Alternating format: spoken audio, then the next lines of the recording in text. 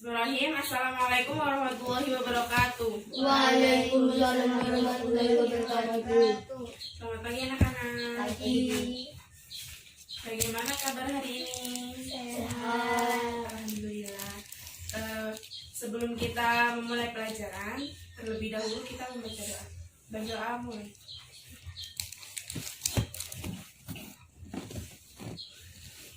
Berdoa selesai. Sebelum kita memasuki materi, terlebih dahulu Ibu akan mengabsen ya. Bika Syafira, Hadir Bu. Citra Lestari, Hadir Bu. Nurma Kiki Amelia. Hadir. Berarti hadir semua ya.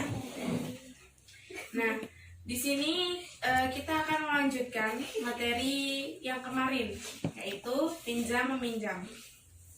Apa sih yang dimaksud dengan pinjam meminjam?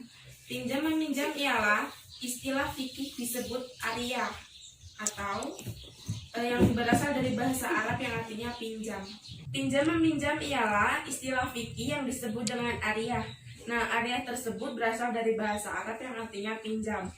Nah, pinjam meminjam menurut istilah atau syara ialah akad berupa pemberian manfaat suatu benda halal dari seseorang kepada orang lain tanpa adanya imbalan dengan tidak mengurangi atau merusak benda itu dan dikembalikan setelah diambil manfaatnya secara utuh tapi tepat pada waktunya.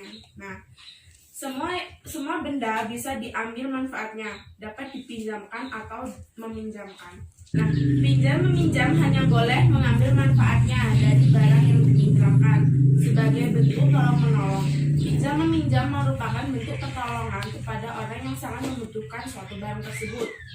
Nah, pinjam meminjam dalam kehidupan sehari-hari dapat menjalin tali silaturahmi, menumbuhkan rasa saling membutuhkan, saling menghormati, dan saling mengasihi. Oleh karena itu, pinjam meminjam harus dilandasi dengan semangat dan nilai ajaran Islam. Allah Subhanahu wa Ta'ala telah memberikan tuntunan agar pinjam meminjam dicatat dengan teliti mengenai syaratnya, waktu pengembaliannya, cicilannya, jaminan, dan bagaimana penyelesaiannya jika terjadi permasalahan. Hal ini semata-mata untuk memberikan kenyamanan dan keamanan kepada pemilik barang dan peminjam. Namun kenyataannya kita terkadang mengabaikan hal tersebut karena sudah saling mengenal dengan peminjam, masih saudara, tetangga dekat, atau nilai barang tidak seberapa. Pada catatan tersebut, Allah berfirman pada surat Al-Maidah ayat 2, "Wala ta'awanu 'alal ismi wal udwan wa taqullaha innallaha syadidul iqab." Yang artinya, dan tolong menolonglah kamu dalam mengajarkan kebaikan dan takwa, dan jangan tolong menolonglah kamu dalam dosa dan permusuhan. Quran surat Al-Maidah ayat 2. Dari Abu Hurairah radhiyallahu anhu berkata, telah bersabda Rasulullah SAW yang artinya, Allah senantiasa menolong seseorang hamba selama hamba itu menolong saudaranya. Nah, hukum pinjam meminjam itu ada 5. Yang pertama yaitu mubah atau boleh. Ini merupakan hukum asal dari pinjam meminjam. Yang kedua yaitu sunnah, artinya pinjam meminjam yang dilakukan merupakan suatu kebutuhan atau hajatnya lantaran dirinya tidak punya, misalkan meminjam sepeda untuk mengantarkan tamunya, meminjam untuk keperluan sekolah anaknya, dan sebagainya. Yang ketiga yaitu wajib, artinya pinjam meminjam yang merupakan kebutuhan yang sangat mendesak dan kalau tidak meminjam akan menemukan suatu kerugian. Yang keempat yaitu makruh, artinya jika pinjam meminjam berdampak pada hal yang makruh seperti meminjam hamba sahaya untuk bekerja sebagai seorang kafir. Yang kelima, yang terakhir yaitu haram, artinya pinjam meminjam yang dipergunakan untuk kemaksiatan atau untuk berbuat jahat. Nah, di sini ada rukun dan syarat pinjam meminjam.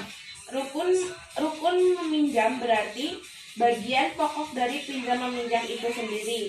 Apabila ada bagian dari rukun-rukun itu tidak ada, maka dianggap batal. Demikian pula dengan syarat-syarat pinjam meminjam. Di sini ada 4 macam. Yang pertama adalah mu'ir atau orang yang meminjamkannya. Syaratnya yaitu baligh, berakal, bukan pemboros, tidak dipaksa. Yang kelima yaitu barang yang dipinjamkan itu milik sendiri atau menjadi tanggung jawab orang yang meminjamkannya. Yang kedua yaitu musta'ir, yaitu orang yang meminjamkannya. Syarat bagi musta'ir ini adalah baligh, berakal, bukan pemboros, mampu berbuat kebaikan. Nah, yang ketiga yaitu adanya musta'ar, yaitu barang yang akan dipinjamkannya. Syaratnya barang yang akan dipinjamkannya itu benar-benar miliknya. Yang kedua ada manfaatnya. Yang ketiga barang itu kekal, tidak ada habisnya. Yang keempat yaitu dengan perjanjian waktu untuk mengembalikannya. Yang kelima mampu menjaga barang yang dipinjamkannya dengan baik agar tidak rusak. Yang keenam, hanya mengambil manfaat dari barang tersebut. Dengan adanya pendapat lain bahwa waktu itu tidak menjadi syarat pinjam meminjam, sebab pada hakikatnya pinjam meminjam adalah tanggung jawab bersama dan saling percaya. Nah, yang kelima yaitu lafaz dan ijab qabul, yaitu ucapan rela dan sukarela atas barang yang dipinjamkannya. Yang selanjutnya itu tanggung jawab dalam pinjam meminjam. Nah, ketika seseorang meminjam barang sedangkan pemiliknya tidak memberikan batasan-batasan atau ketentuan dalam pemakaiannya, maka peminjam boleh memakai barang tersebut untuk keperluan apapun yang dibenarkan secara atau kebiasaan. Yang terakhir yaitu hikmah dalam pinjam meminjam.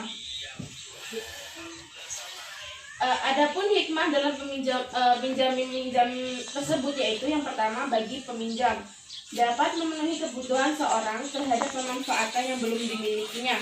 Yang kedua, adanya kepercayaan terhadap dirinya untuk dapat memanfaatkan sesuatu yang ia sendiri tidak memilikinya. Yang kedua, bagi yang memberikan pinjaman.